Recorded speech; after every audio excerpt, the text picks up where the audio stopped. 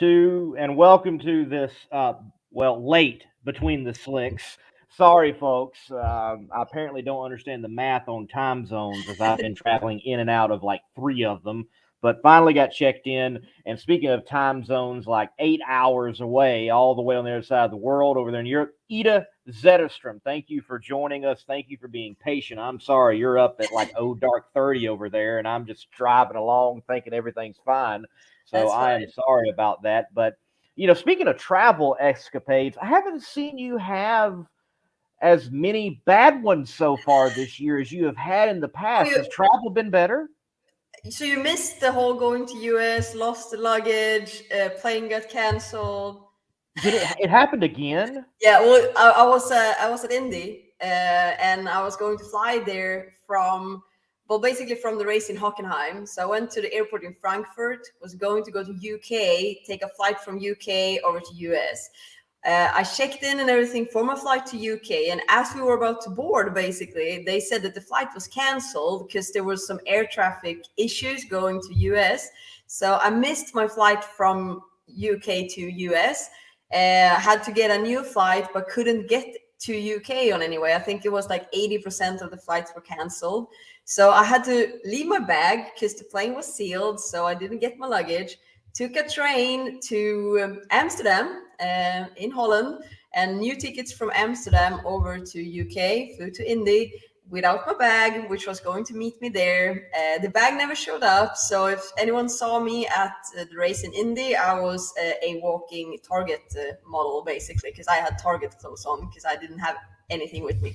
So my luggage actually did show up, not in US. It was going to show up the day after I went back home, but it did make it to Santa Pod. So I have my luggage, but my time in US were basically just living off of clothes that I bought them there. And smart as I was, I had not moved my adapters for my plugs over to my carry-on luggage because I was going to do that as I was in UK. So I didn't have any plugs either, but I was saved there by Mike and Michelle de Magala had some, and I get to charge my computer so I could still work. But yeah, that was my latest travel issues. So, folks, if you don't know Ida's history, from what I have been able to see in her traveling, if you are on the same plane with her, don't fly on that plane. Switch it. Get on another plane. Don't get on the boat.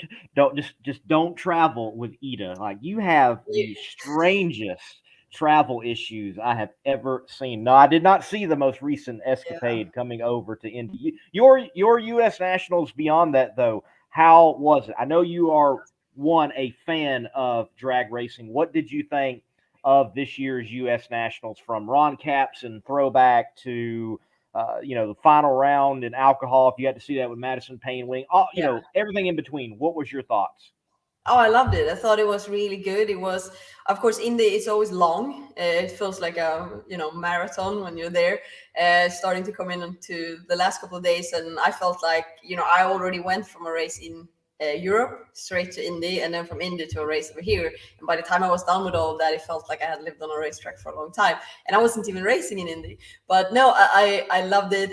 I think everyone took really great care of me. I got to see some more behind the scenes stuff from some of the teams, and the action was fantastic. I mean, going into the last qualifying run, Antron wasn't qualified and he ended up winning the race. That was, of course, one of the big ones. And like I said, Madison in the final, that was also very cool for them. And I think overall the alcohol class had some really great racing that weekend. And of course, all the Nitro classes, and I, of course, like the bikes too. So watching Pro Stock Bike was really cool too. And I just thought it was a great race for me to be at, actually, both racing wise, but also I got the chance to meet up with a few of the teams that you're in contact over the years or like during the season, because I have a lot of good friends over there, but I don't come over as often as I would like to.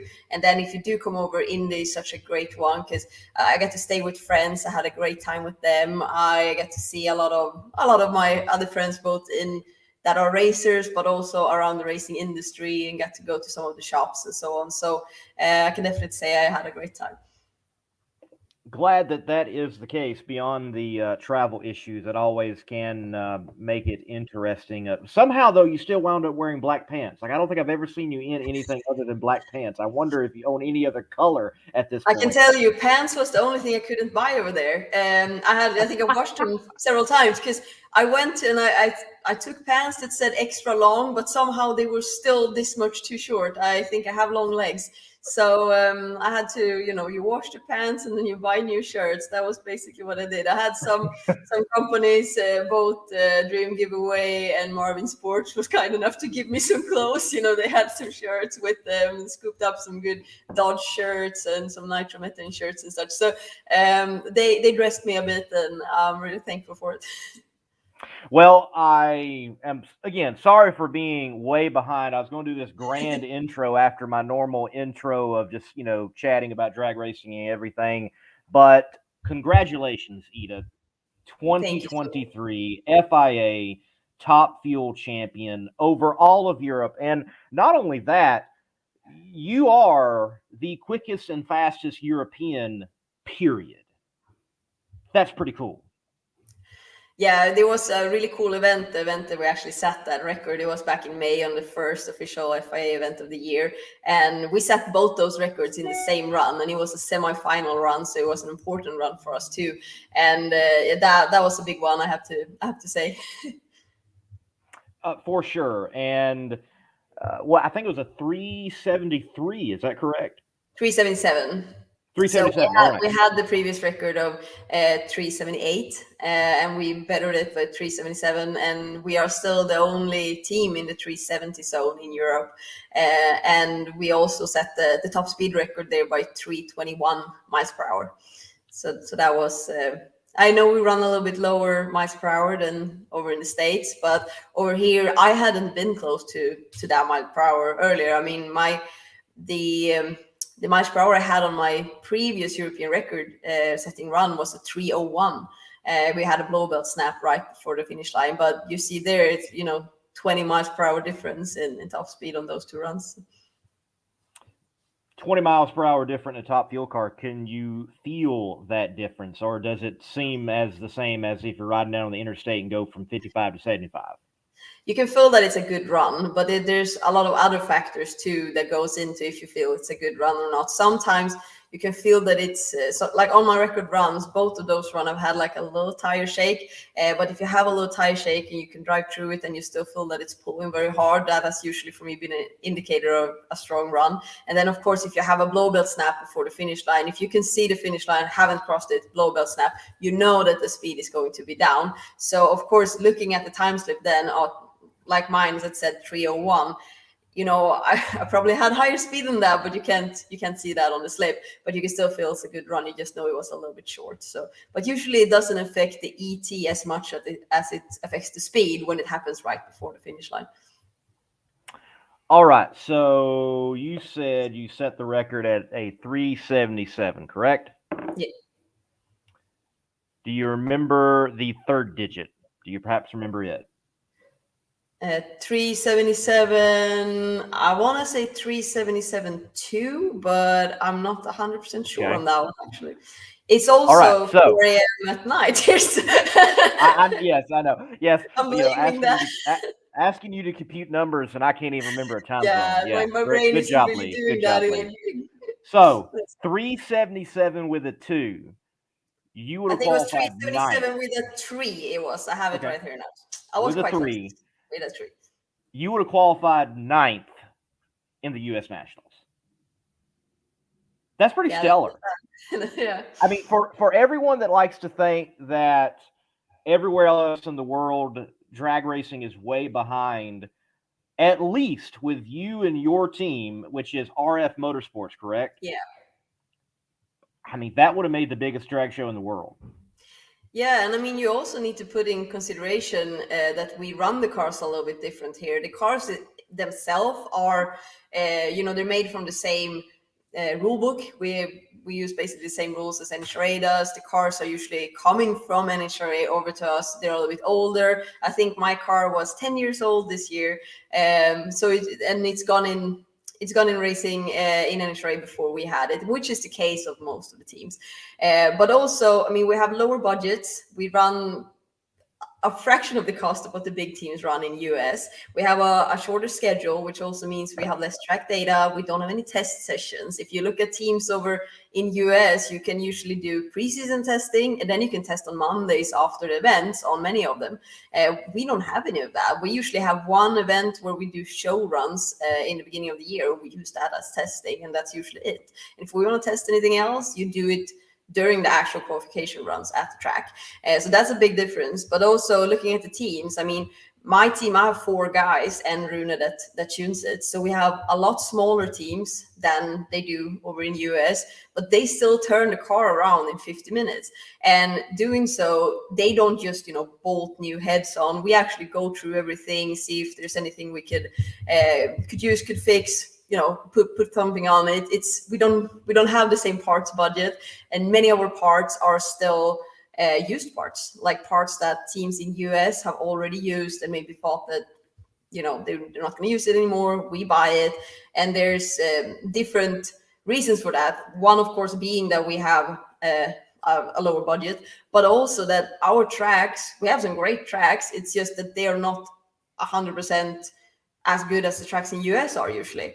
We usually don't have the same track prep and so on, which also makes that if we were to run brand new parts and everything done for, maximum power, there's tracks that we will struggle to get down on because we don't need that much power on the tracks that we have, which is, also a reason to sometimes we have an advantage of running older parts. But taking all of this into consideration, our crew, they all do it because they love it. They take the time off work to come and work on the car during the races, to travel with us, do all that, work in the workshop when we're not around, and they do all that because they love it. They volunteer. There's nothing that they get paid to do other than, of course, traveling and so on. So you really feel the dedication of the teams doing this, and the level that we can perform at, I think, is very high considering what we are, compared against looking in, full-time NHRA teams. It is remarkable when you put it all together. Like you said, you all do not get opportunities to hit the track like NHRA teams do. You do not get the data like they do. You're not using the newest and best of parts. They've already been through some cycles and things of that. It is impressive for you to go that quick and that fast.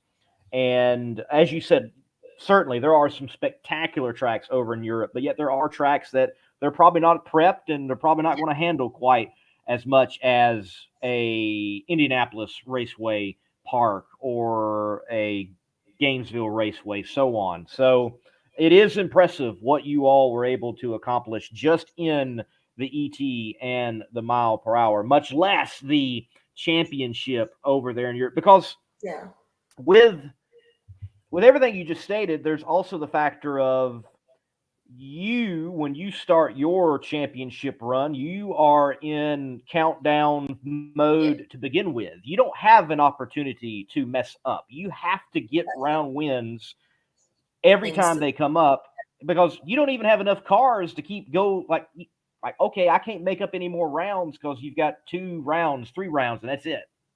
Exactly. And I mean, this is something that people look at this different ways. Some people say, oh, it's so much easier in Europe because there's less cars and there's less events. And you can see it that way, absolutely. But when those cars are top cars and great teams that are able to perform on a high level and, be real contenders on every race where you show up, it's not really easy, just because, like you said, we are in countdown mode as soon as the season starts. This year we had 5 races in the championship, and then we did 1 extra shootout race. So I had 6 races in total, but 5 were point counts. And I mean, if you look at it that way, all points, even, qualification points, quickest of rounds, so on, all of that matters so much, because in the end, usually it's those small points that end up being what makes or breaks your actual results in the end, because there's no room for error. I know last year we came into the last 2 races of the season, we were leading the championship. We came off a win in Europe. We were leading felt strong. We know it wasn't a big lead, but we felt very positive. We came into Hockenheim, which then had, I think we were 6 cars, and they ran all 6 cars, which meant that there was 3 rounds of racing. I went out first round. I had an early exit. I dropped in points. I had my second in points, switch position with me. We came into the last race of the year then. It was raining. We missed several of the qualification runs, and we were only 4 cars, which meant that there were only 2 runs of racing. And by losing the points for qualifying that I could potentially get, I knew already coming into race day, I had no chance of winning that championship because I couldn't make up enough rounds. And that's what it's been this year too. Some races we have been 4 cars, some races we have been more. We have been 8 cars total in the championship, but not everybody has run all the races. So if we've been 4 cars or 6 cars, for example, it means 3 or 2 rounds of racing. And if you win an event where there's 3 rounds, you of course get more points than if you win one with just 2 rounds. And this is a stress that we have internally, of course, and especially since all these cars are championship contender cars. There's teams that absolutely made it down track really well, has been strong in competition, and we went out, strongly in the first event. I think we qualified second in the first event, and then we ended up setting those records, which gave us some bonus points, and then we ended up winning the race. So we had the lead from there. Coming into Tierp, in Tierp, we ran the first run of elimination, but then it started to rain. So when we sat for the semifinals, we spun the motor over, and the rain stopped. Or the rain started, and then we just waited. We waited around for I think 2 hours or something, but it just picked up more, and they canceled it. So what they do over here, they don't continue the race over on the next event. We pick up the points that we got. So we got points for number 1 qualifier on that event. We had some low decisions that we got points for, and then of course for going ahead into the semifinals, even though that was never run. So we had the points lead with us leaving there, still had 3 races left to go. And on every race you come into, you still have that fear that that, okay, I have a points lead. It feels quite strong, but I'm just 1 run away from potentially losing it all. And it's a stress that I think that the racers that are now in the countdown, they know this, because that if you win one, you can be on top after that weekend. But if you lose first round on the other, that could be it. And it's a different stress of racing under. For sure. You don't have any opportunities to mess up. There are no testing. There is no, all right, we can take it easy here, and if we lose this race, we've got a countdown, points reset. It does not work that way in any shape, form, or fashion. You've got to get it while you can get it. And yeah, it's fascinating that how they let the weather play in, as you mentioned, that if we lose this race, wow, we have lost this race because there's not that many to go around anyway. So you got to get it while you can. And you and your team, y'all got it.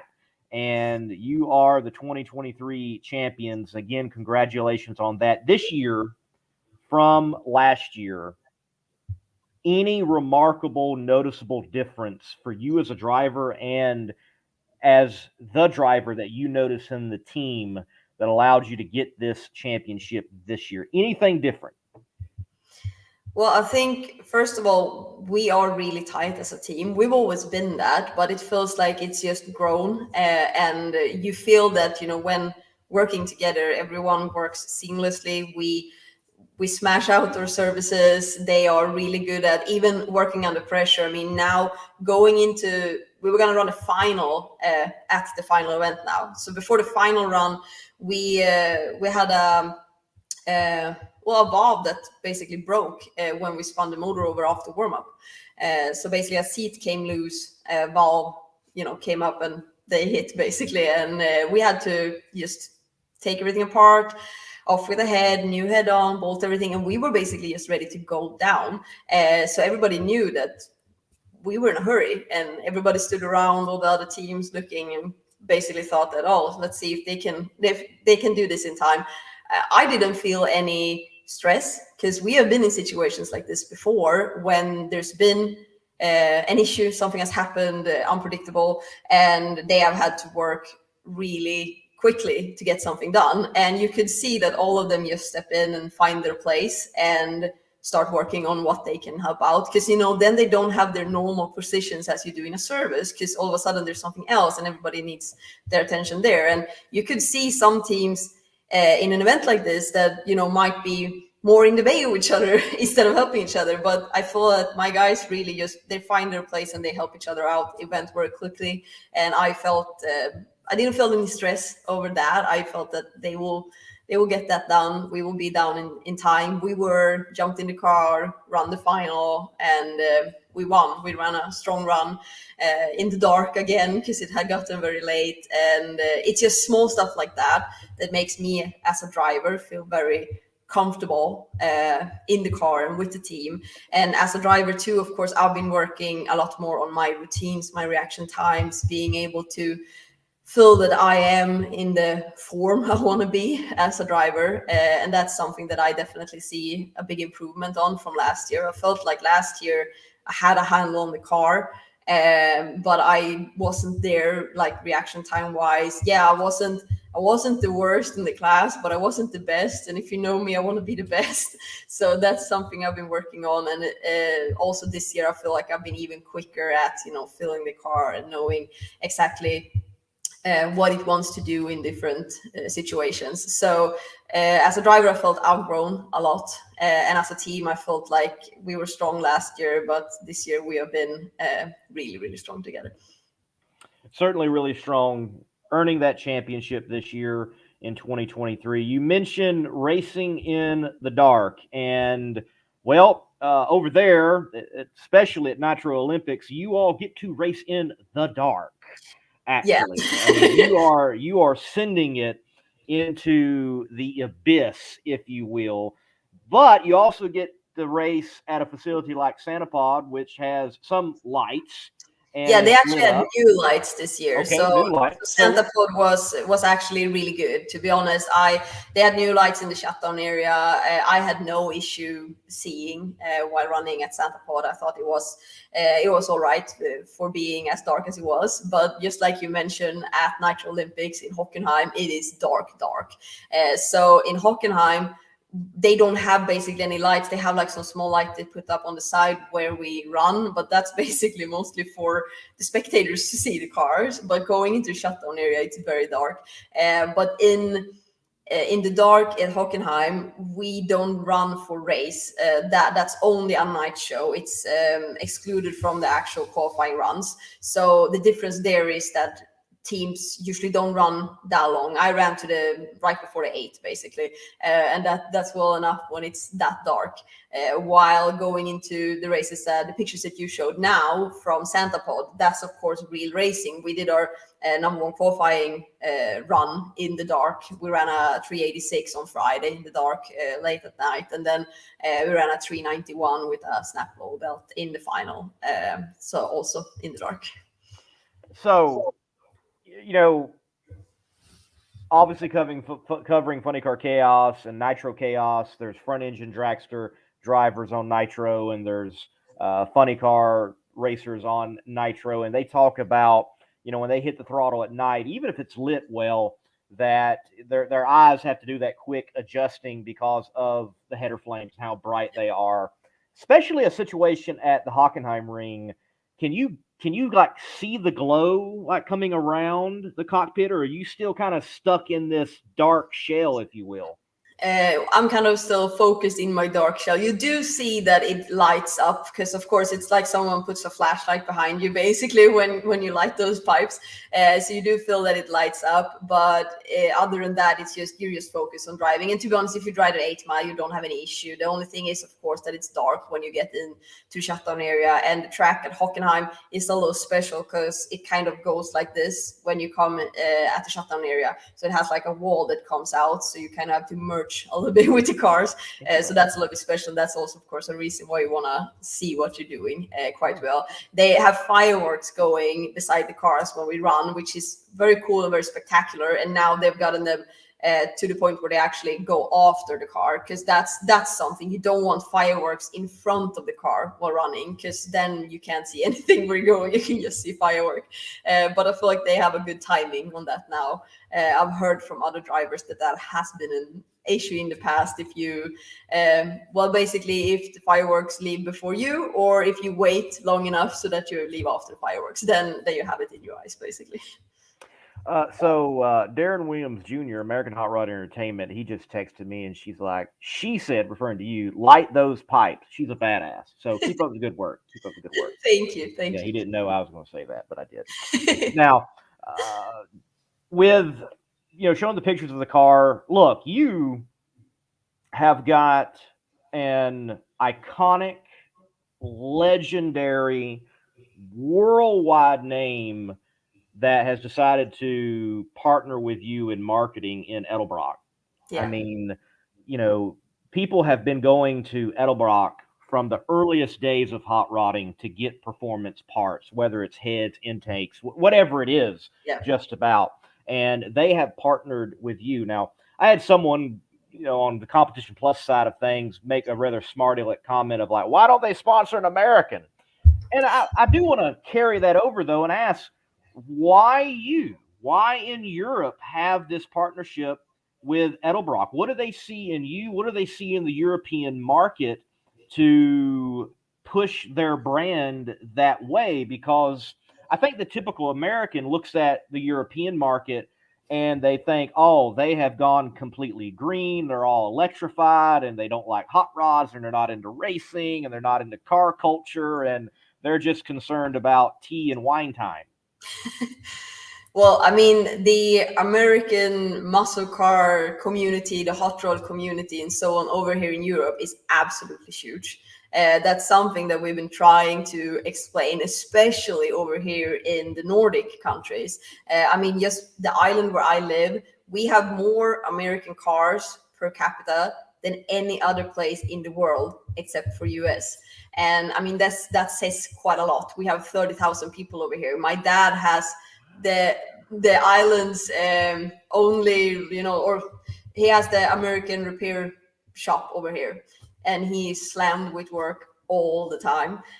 So I mean, American car culture and, like you say, the racing, the hot rod area over here is very big, and especially over here in the Nordic countries, but also Germany. I mean, Germany has, just like you see on this picture with like Dodge and Ram, huge in Germany and very big in Europe. If you go over in Sweden, I mean, the amount of Ram trucks you will see at the roads over there is very big. So I think that the culture is stronger here than many think. I mean, just look at events like Street Week. We ran Street Week this year and last year. That goes over in Sweden, which is basically like, hot rod drag week, but the Swedish version, which is Street Week.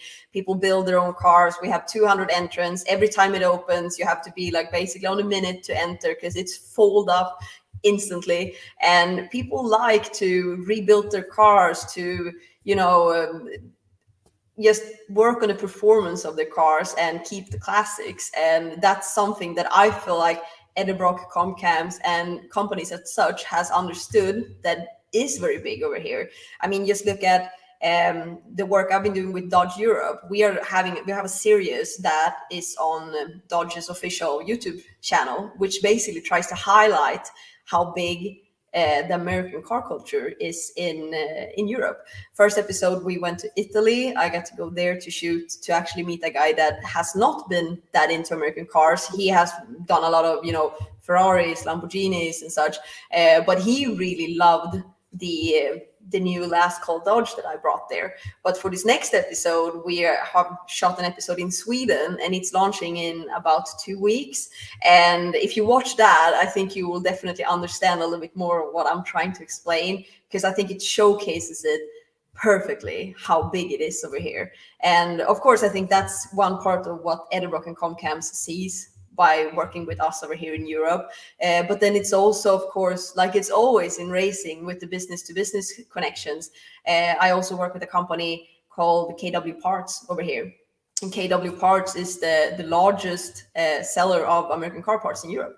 So they are selling a lot of Edel Brock parts over here, and I felt that that's also a great thing for us to kind of match together and try to give both of them as much visibility, because they both want to do the same thing. Edel Brock wants to push their products, KW wants to push Edel Brock's products.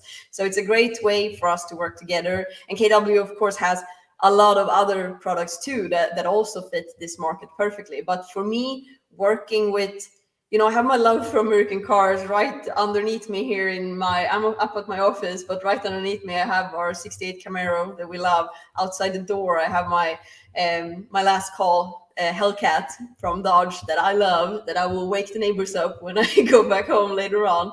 And for me, these are two companies that fit what I do perfectly. And for us to be able to work together with this stuff has been really great. And then, of course, I know some have said, why don't they sponsor a car in US? But I mean, they do. It's just that it's not Edel Brock on the car full season. But of course, Clay Milligan has had the Edel Brock Comp Camps library. He still runs with Edel Brock Comp Camps sponsors, even though it's not the main sponsor for the whole season. But you also see it on Ron Caps's car. You see the Comp Camps logos on cars like Erica Anders, several of the Pro Stock cars. Like if you look around during the live streams, you will see that they are very much there, and the racers on top level, both in NHRA and over here in Europe, use their products. And I mean, we have a good connections and working very closely with them. But for Europe, I feel like I have been their main advertisement, I don't know, the face forward for Europe for them. And I'm very, very happy to have had that opportunity. Well, they have certainly picked a great ambassador. You've definitely got the face for it, and you present yourself well, and you were successful. You're still continuing to be successful, and no reason why you're not going to be successful in the future. And I look at it this way. I think people, they don't understand marketing sometimes. In America, Edel Brock doesn't have to do much marketing to the hot rodder. They know who Edel Brock is. And over here, people do too. I mean, most of them know, but it's still, that's also something that, just like you said, you have a big name on your car. And that's something that's opened a lot of eyes for people over here too, because everybody knows it. They're like, oh, that's Edel Brock. I know that. I have Edel Brock on my car. They have, they run the stickers on their everyday cars just because they love the brand. And that's something that I'm proud to represent then, a company like that.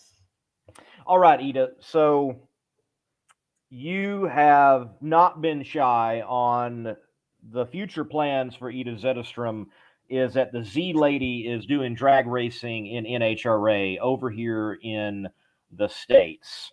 And behind the scenes, look, you've put together the Edel Brock deal, the KW deal, and you've got support from home. With all of that together, running 6 races in Europe and looking ahead, how far are you? What's it going to take to actually get over here and do it over here? And does that number look like it's coming closer, or every day does it look like, oh my goodness, it's just getting bigger and bigger? I feel like it's coming closer, but it's still on a distance where I can't say much. It's still, I feel like us having great performance this year, and both, on track, and what they can see that we have the consistency with our team. I hope that people see that I grow as a driver every time I'm out there, and also, of course, the marketing efforts we put in. I mean, what we have been doing with both KW, with Edel Brock, with Dodge, also like the hospitality things we've been doing in, for example, we had a big hospitality event over in at Nitro Olympics in Hockenheim, where we had 5 last call Dodge models on display, and we had 40 of their biggest customers over there that we got to host and got to show what drag racing is really about, and also show them the night show and all that. And I hope that shines through, and I feel that there's more teams and people that are picking up on what we're doing. I mean, just walking around in Indy, when you have people that I didn't know that they knew who I was. They coming to congratulate us on a great season and on the work we're doing marketing wise and so on. That's something that feels very good for me, because it feels like what I'm doing is actually making it somewhere, basically.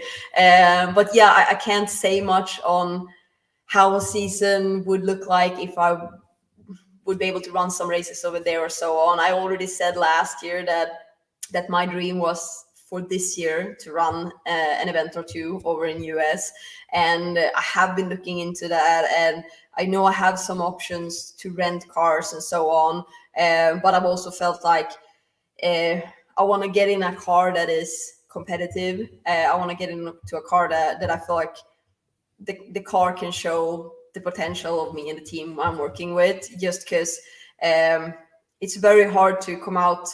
There's cars that are there that actually can do really good runs, qualify really well, and it has really good teams. But since I'm not there 100% in US and have full contact with those teams, it's very hard for me to sometimes know what a good option for me would be. And I don't want to do just one event, because you can go to one event and it can rain, or it could something can happen, you don't qualify, or you have an early exit, and I feel like that wouldn't display what I could do as well. So I would like to do a few of them, and for the teams that I felt very comfortable with at the moment, I haven't had the budget to do it. So to answer your question is, of course, money is a big part of it. It's usually the funding that needs to be found to run for a very good team.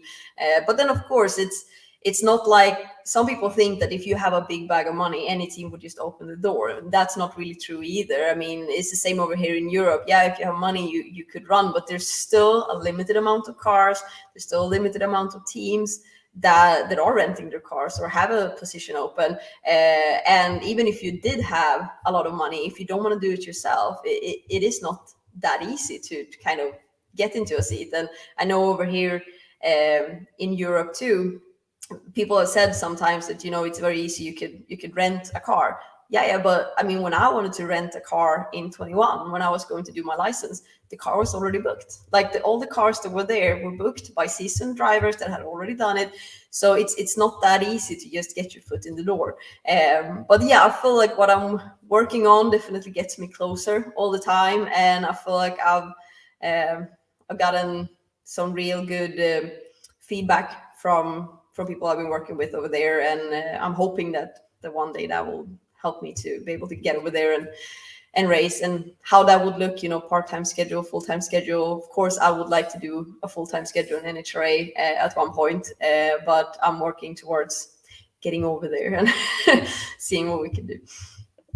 Well, it's certainly going to happen. Look, you have European Top Fuel Championship checked off. Just keep checking that off however many times it's going to take. And you'll be over here soon enough. Hey, step into the A Fuel ranks. Everybody else is. Angel, Tony Stewart. I mean, just everybody wants to A Fuel. Why not? Just we'll add Edel Zetterstrom to it as well. I mean, just everybody wants to go A Fuel racing here lately. So it's been a popular class for sure. And that's also, I had a lot of people asking why I didn't do A Fuel in Europe before I started doing Top Fuel. But that's very different over here. We don't have that in the same way as you guys do over in US. I know over in US, there is a lot of teams that you could license with or potentially rent for a race or two or even a season. But over here, it's not really like that. We haven't really had any teams that rent their cars out. And when I wanted to license, I know a few of the teams that run, but they run the methanol cars where you rev it up, you change gear going down track and everything, which I personally think is really badass. It's just that if my goal was to go over into Top Fuel, it wasn't the perfect transition, because then of course it's better to learn how to do it the same way or as close as possible to not earn any bad habits, so to say. So I didn't know of any A-Fuel team over here that you could rent with or you could license with. And keep in mind also, I licensed in the middle of COVID. I mean, we were still shut down due to COVID. We didn't have any championship. They only ran they only ran a few events in Santa Pod. That was, you know, they called it not the European Championship basically. So they had like a few events over there. A few of the races could run in their countries that they were at. I know Sweden had some testing, but you needed to be running with a Swedish license to be there, and it was the same in Finland. You could race in Finland, but you needed to be, you know, Finnish to do it, and so on. So while I licensed with Rune in the Top Fuel, we came 10 days earlier, and we lived in a trailer on the back of the race shop at the racetrack, to being in quarantine for 10 days. So that was what we did, just to be able to, you know, start the licensing process. That people said also go to Frank Hollis. I would have loved to go into Frank Hollis and started everything over there. There wasn't an option. You couldn't travel to US. It was mid-COVID. So this was my my only opportunity to do it during the COVID seasons. And yeah, well, I'm really happy I did. And I mean, Rune has licensed, I don't even know how many drivers throughout the years. So if you're going to license with someone, he is definitely the right choice.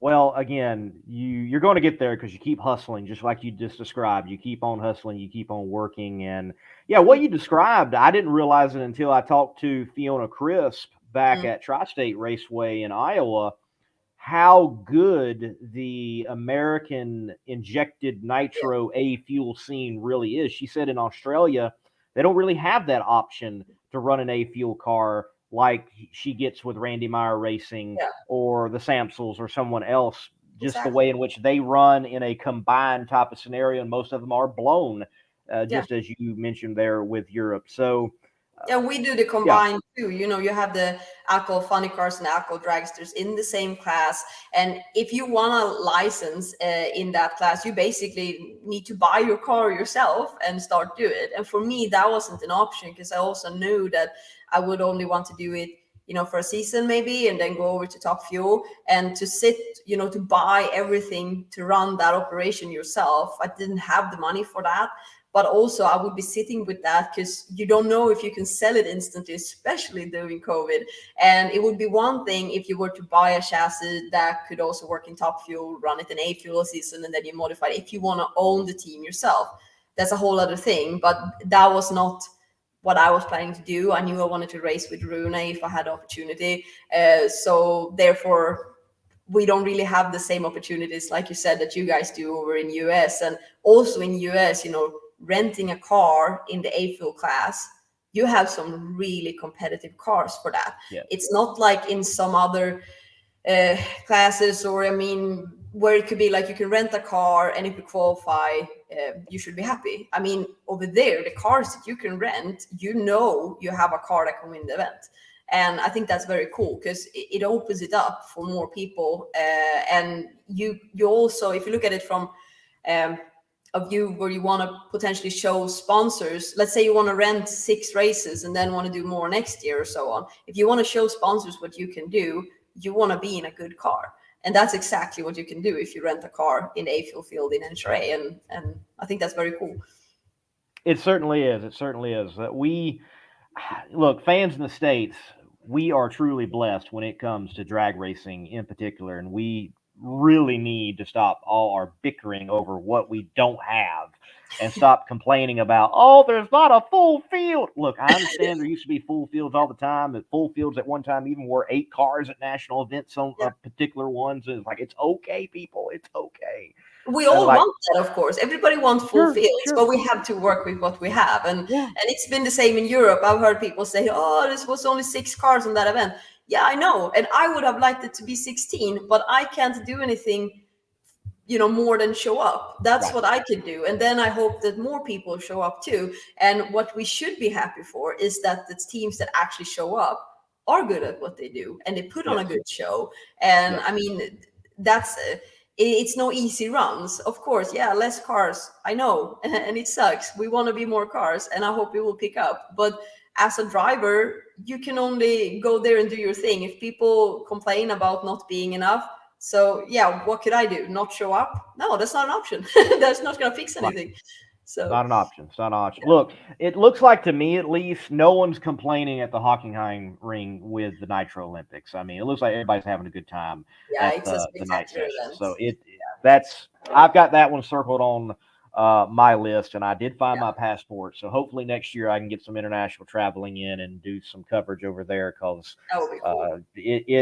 it is definitely a fascinating scene over there in Australia, and just how the motorsport enthusiast is truly everywhere. It is not just America, it is everywhere, and you're certainly a part of it. So, some folks that have chimed in, Ryan Ayler, he's chimed in, said, Ida, fellow, pro stock motorcycle rider. Y'all certainly have something in common with the motorcycles. Mike Cage mentions, hey, way to go, Ida, from your fans in Canada. So you certainly got fans all over the place.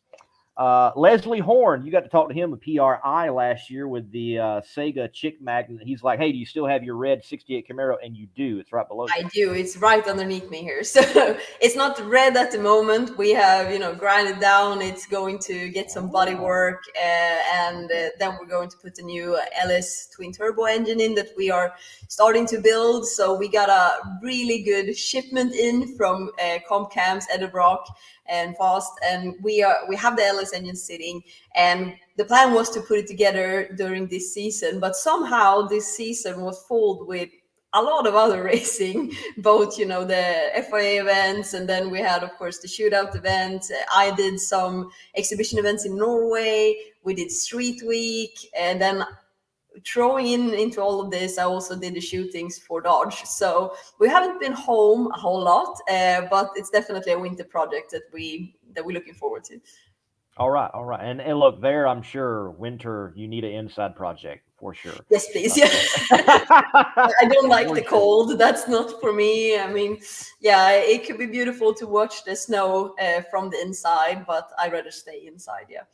I hear you. I do not blame you. And Mike Mullany also chimed in. Ida, my home girl. So thank you to everyone watching. Ida, look, thank you for waiting on me. I'm so sorry. Once again, I will PayPal you enough for a coffee or something, and you can have it on me and wake up for the rest of the day.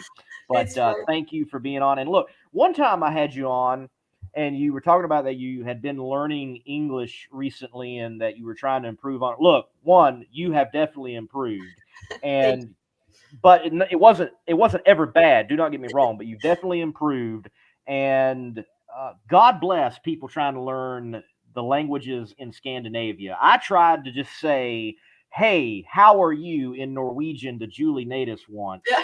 And she just went, what? And I'm like, just never mind. Y'all's language up there, it is wow. Well, for me, Swedish and Norwegian, I mean, we understand each other. Of course, there could be some words that are different, but my team owner, Runefjeld, is Norwegian, and we can usually speak to each other. And if there's something we don't understand, you can pick it up, But then you have Finnish, because I'm half Finnish, half Swedish. I don't know any Finnish at all. Maybe some curse words. I'm not going to say them. But if you listen to the Finnish language and the Swedish language, no, we don't understand each other at all. It's so different. And that's very strange, because some people think that, all of the languages over there is so similar. Yeah, well, Norwegian, Swedish, some Danish we can understand. But when it comes to Finnish, that's the real hard thing to learn. I have not mastered that. So. Interesting. Very interesting. Well, I'm in southern Louisiana, and we don't understand them either, and we're in America, so it's okay. I had someone, when I came into the track, they said, "Oh, what's your accent from?" And I said, "Oh, I'm from Sweden." They said, "Oh, I thought you were from Texas," and I wanted to say, No, you did not. No, nothing bad against that, but I cannot see the resemblance of my accent and someone from Texas. So that was a new one for me. I've been confused with other countries or other states, but not Texas before. That was a new one. I think someone is a bit off in their accent judgment there, just a little bit. Ida, look, as always, a joy, a privilege. Thank you for coming on. Congratulations on the championship, and hopefully we'll see you at PRI. Yes, I plan to be there. Yeah. Awesome. Well, folks, we're going to take a break, and we'll talk drag racing still after the break. See you, Ida. Thanks for having me. Take care. If you own a beautiful modern muscle car like this 1320 Challenger, I'm sure you don't want it stolen. Because the Challenger and many other modern vehicles have an easily accessible neutral release strap.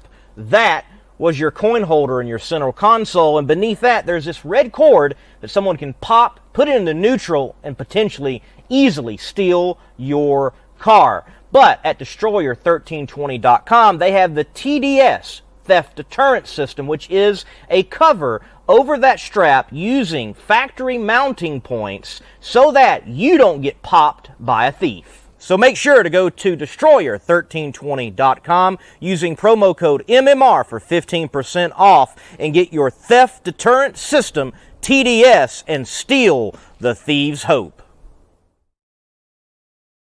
All right, folks, welcome back to Between the Slicks. Lee Craft here, a.k.a. the Monday Morning Racer. Michael asked, where's my shades? Well, let me explain where my shades are. Yes, I usually wear shades, and no shades right now. Why? Because I was 40 minutes late getting this show started because I forgot what time zone I was from and going to and skirting from Illinois to Louisiana today. So, yeah, when you've been in 3 different time zones and you've already done 50,000 miles, it gets confusing at times. Not complaining.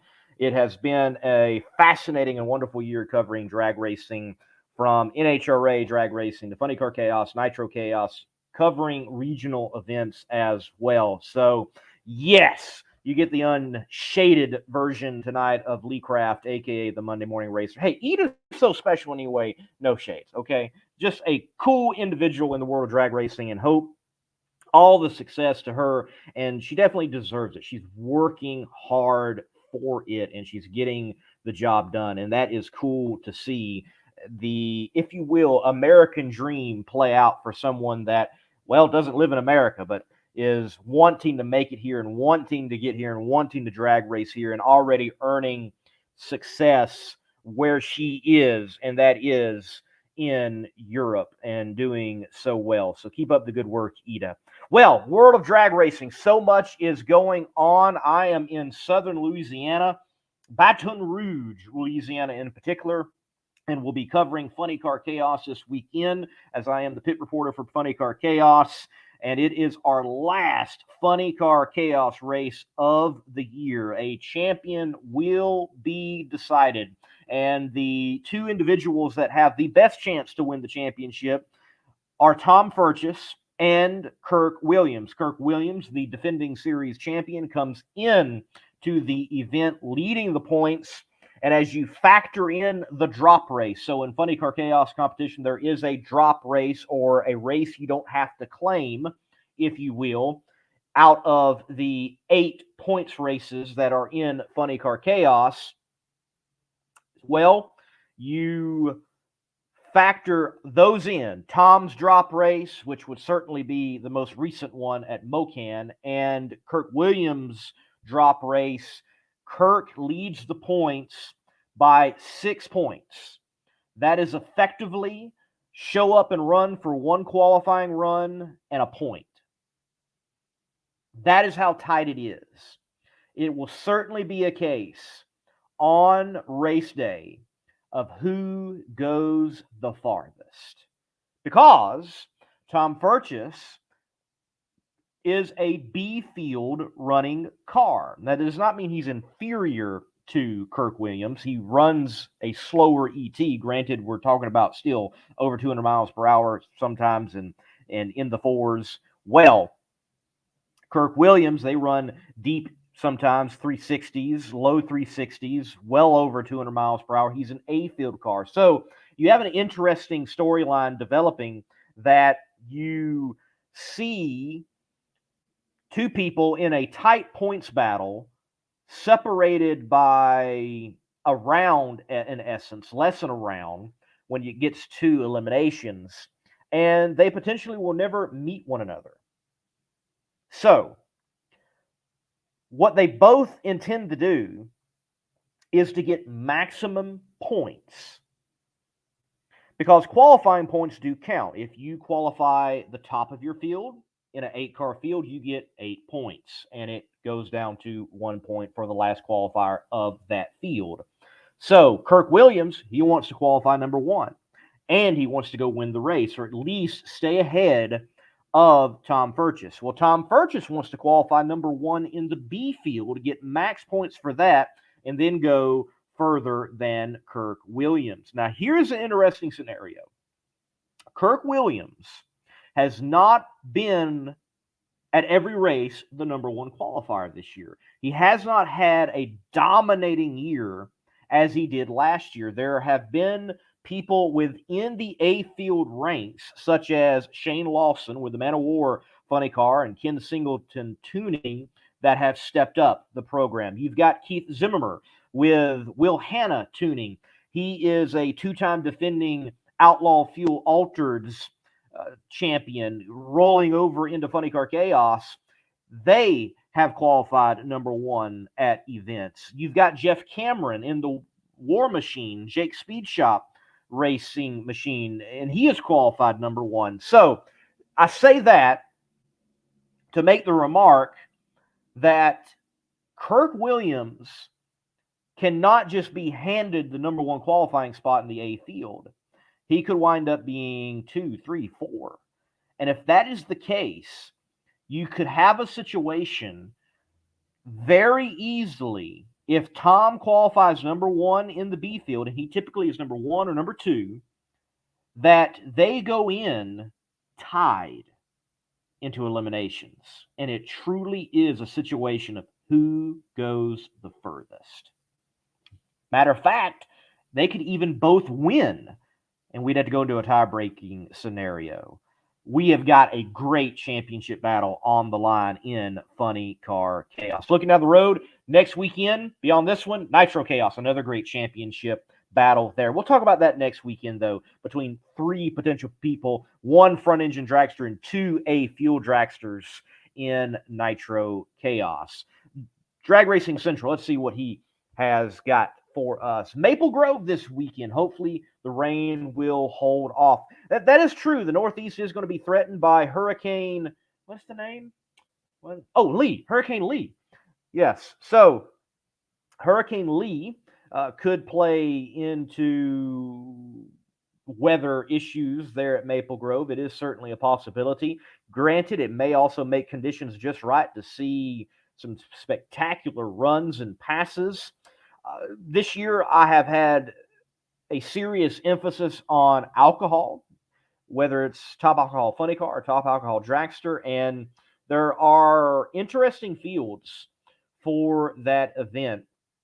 This is a race that Julie Natus, she is not racing at Maple Grove, but you have Tony Stewart racing at Maple Grove. So this is a race in which Tony Stewart can make some serious ground on Julie, potentially even come away, if he does extremely well, with the points lead. And then Julie will be racing in Charlotte, and I imagine Tony will be as well. So this championship battle in Top Alcohol Dragster continues to be exciting and interesting, event by event, and of who is racing and who is not racing, who is claiming and who is not claiming, and how that is all going to come together in that championship battle. I think in Top Alcohol Dragster, we very well may see the championship battle go all the way to Pomona, and it be a situation where it is decided there instead of before the finals.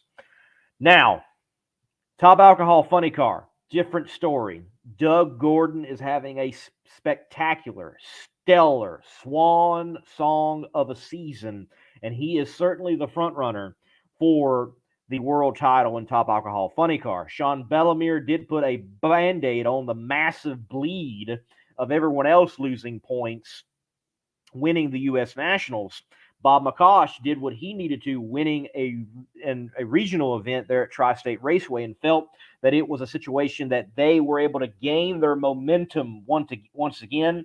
Bob McCosh will be at Reading. If Bob McCosh wants the national championship, he needs to win this event. But there are some heavy hitters at Reading, such as Sean Bellemere himself and the Killer Bees. Matt Gill is there, and others competing in Top Alcohol Funny Car.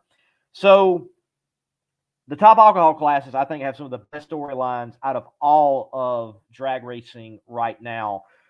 As we all know, the points have been reset in the Camping World Series, and those who had massive leads have massive leads no more. And those that were way out there have inched closer to the top. And we can see anyone potentially come away with a good race and be in a completely different scenario and point situation after this race at Maple Grove Raceway. I definitely think it's going to play into the teams that can throw down. If the conditions are right, it's going to be in the favor of the teams that can throw down. And there is an individual that, though they have changed up the combination, they hold a record, they set it there, and they certainly can throw it down. If the conditions are right, I think we need to look out for Brittany Force to make a move. And if the conditions are right, I think we need to look at the points leader in Funny Car to maintain. That's Ron Capps, because Guido knows how to send it, and he will certainly send it. In the Pro Stock ranks, I kind of like the hometown boy and the owner synergy.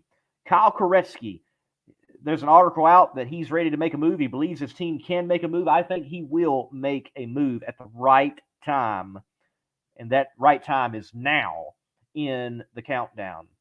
And I think nothing is going to slip with Gage Herrera. We're going to see him have a stellar event at Maple Grove Raceway. Feel free to chime into the comment section. We'll chat on whatever you want to chat on concerning the world of drag racing. We have had in the comments section Mr. Leslie Horn, the chick magnet racer over there at Southeast Gassers Association. Their season is coming near an end. They only have a couple more races left. I know they're making a trip to Mississippi, and then I believe they have a trip to Shadyside, and I think that is it for their season. From what I understand and what I've been able to gather, Mr. Leslie Horn is doing exceptionally well in the A-Gas side of things and having a spectacular season once again. There has been some great footage from the last race in the finals. Mitch Stott certainly has not forgot how to drive a car, and he was wheeling that thing, hoping to get the win, but Leslie was able to pick it up in the A-Gas final. Check out what Southeast Gassers Association has got going on for sure. There is some great action over there.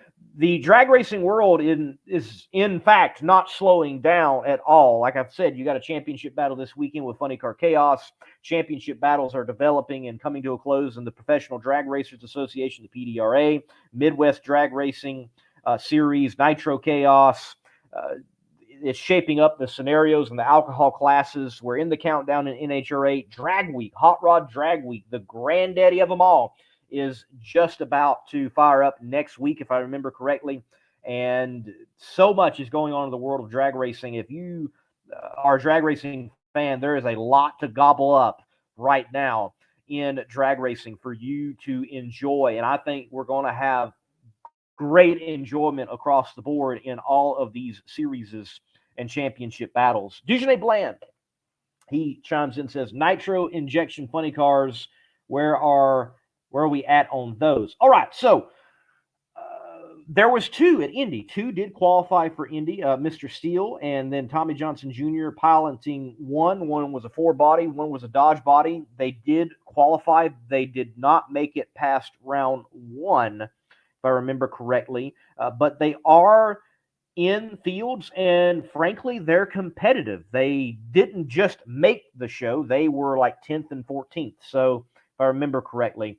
And concerning the Maple Grove event, I would not be shocked to see Mike Steele competing. Let me go to the entry list real quick, and I will see what we've got with the injected nitro fix for Maple Grove. I think I saw Mike on the list. Going to it right now, Top Alcohol Funny Car. We will click there, and we will see Mick Steele. Yes, he is entered, and that will be at least one injected nitro funny car in the top alcohol funny car ranks at Maple Grove. And you can tell his machine it will be the only, if you will allow me, nitro body funny car body in the alcohol ranks. It'd be an easy way to tell that, oh, that's the injected nitro car. It's the only one that has the nitro body. They're running that typical type of combination with the injected cars. They have been running in the 60s and been able to qualify. We'll see how they do at Maple Grove. It's not going to be a full field at Maple Grove. They certainly will be in the show. We'll see where they stack up. We're still looking for them to have a round victory with an injected combination. We have not had that yet in the NHRA from what I understand. But there are two, and from what I understand, the Bartone brothers, the Killer Bees, they are working on one, but they have hit a roadblock with parts. In particular, an injector, from what I understand, they have not got it in, and they need that to continue the process. But they intend to bring out an injected nitro car as well. I don't expect it to be a two-car scenario, though that would be awesome to see two Bartone brothers cars out there, but they are going to play with the injected nitro combination as well. So by next year, hopefully, we could very well see at least 3 injected nitro funny cars. And I will say this, at least in the case of the U.S. Nationals, if you did not have those 2 injected nitro funny cars, you would have been looking at a situation where there would have been no bump. It would have just been a 16-car field, which still would have been the first national event this year in top alcohol funny car that would have had a full field. So, just the addition of 2 injected nitro funny cars has bolstered numbers technically. Has it been the number savior as it was kind of classified as or presented as? Not yet. Do I think there will be a problem just as there is right now in top alcohol dragster with so many injected cars eventually? Yes, I do.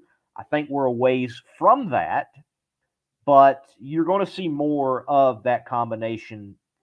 There's a lot of reasons: wear and tear, ease of tunability, the ability to transfer. What did Ida just say? She could have license in a top alcohol dragster or a top alcohol funny car, but that doesn't directly transfer. It is different protocol, if you will, in those cars. But I do like what she said about the style of those cars, and that's the way it should be. And I kind of agreed, just like I said with Maddie Gordon getting her license, the way God intended top alcohol funny car, with a clutch and shifting the thing. Got to drive it. I like it.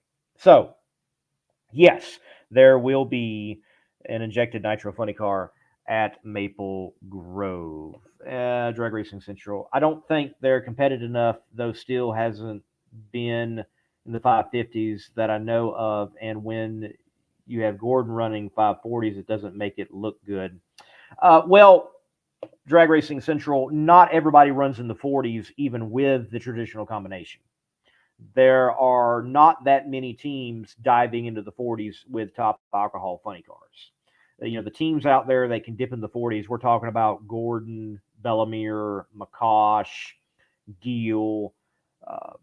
I'm sure I'm leaving someone out. Leanders probably could dip into the 40s if he really pushed it. But there's several top alcohol funny cars out there that are not going to dip into the 40s whatsoever. Them running a mid-50, they're going to be excited with. So you have a situation where they're still in the learning process. The NHRA is still in an observational process. They're still tweaking ratios and percentages of what they're running on Nitro to run in the 60s and run low 60s, from what I can recall, qualify for a field that is good. And that is really the barometer. The biggest drag race in the world, the U.S. Nationals, the most important one, the only one to have a full field and a bump spot, 4 top alcohol funny car, and 2 injected nitro funny cars qualify. They're doing okay. They're doing okay. Okay? It's cool. It's cool. Yes, Leslie Horn says, clutch and shifting sounds like fun. I imagine it is, especially in a gasser in the Southeast Gasser Association. Doug Core, MMR, going to see you Saturday at the Chaos Race. Good, man. We'll look forward to seeing you, and it's going to be a good time at State Capitol Raceway. Cannot wait to get there tomorrow and begin laying out the storylines for this Funny Car Chaos race at State Capitol Raceway. The race last year, the first ever visit the State Capitol Raceway, was a great race, and the fans ate it up. They have a good fan base at State Capitol Raceway, the old home of the NHRA Cajun Nationals, now the home of the Chaos Cajun Nationals down here in Baton Rouge. Looking forward to seeing that action play out and covering that action, and you'll be able to stay up on that action on the Funny Car Chaos YouTube channel, Facebook page, and you can see it all streamed live on flowracing.com. But qualifying tomorrow night will be streamed live on Facebook and the Funny Car Chaos YouTube channel. So if you want to see qualifying action, you can see 2 rounds of qualifying action for free tomorrow night on the Funny Car Chaos YouTube channel or on the Facebook page. Ladies and gentlemen, look, thank you for joining the show tonight. I am glad to be able to talk with Keith, I assume that's you behind there. One of you with the Proud American Motorsports gang. Are y'all at Tulsa or you are at State Capitol Raceway? Where can people do the ride along? Chime in real quick because I'm about to shut this thing down. So if you want to do a ride along, get in a 3-seater or a 2-seater and shoot down the drag strip for a very reasonable price, $250 if I remember correctly.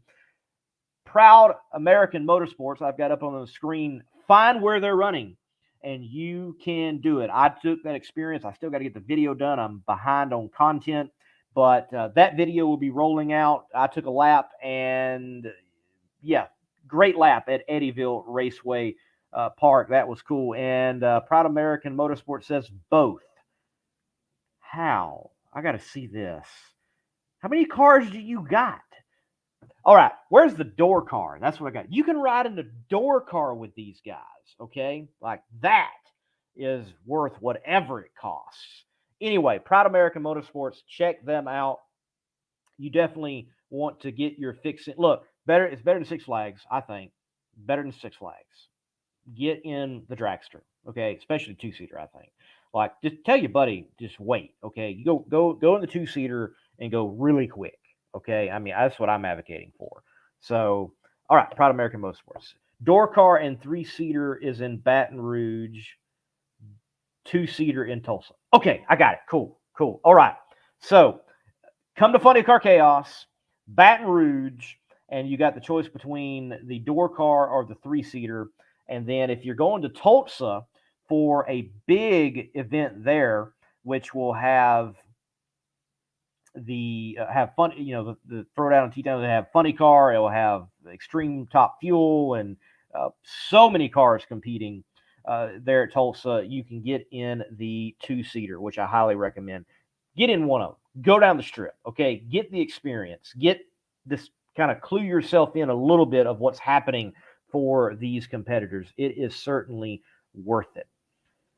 Nitro Nationals, yes, that's what they're calling it at Tulsa, because there is a lot of nitro there. I know that Tyler Hilton, Great Expectations 3, they are there, and you can see a lot of the extreme front engine guys. They're going to be there. That event's going to be stellar. Maybe some of them will come down for Nitro Chaos. That would be cool to see. Yeah, that'd be cool. Anyway, folks, I'm sorry for being so late. I forgot what time zone I was in. That happens when you've gone in and out of 3 of them, and you forget what state you're in, and you're like, which one am I going to next? And you're like, what race am I at? that has happened to me this year. Not complaining. It's been a fun ride. It is a fun ride, and truly blessed to talk drag racing with you. It was great to have Edel Zetterstrom on, the 2023 FIA European Drag Racing Championship Top Fuel champion. That is cool to have her on. She is such a cool gal. You all go follow her. Just search Edel Zetterstrom. You'll find her YouTube channel. You'll find Instagram. You'll find Facebook. Give her a follow. And soon enough, I believe we're going to see her stateside doing some drag racing. And until then, I think she'll be clipping off some more European championships. To each and every one of you, thank you for watching. I'm Lee Kraft, a.k.a. the Monday Morning Racer, in this unshaded edition of Between the Slicks. Until next time, God bless and keep the pedal to the metal. Power-Built Tools exemplifies innovation in the tool industry. From hand tools, power tools, and even tool storage. Check out powerbuilt.com for Power-Built Tools. And remember, use promo code MMR15 for 15% off at purchase.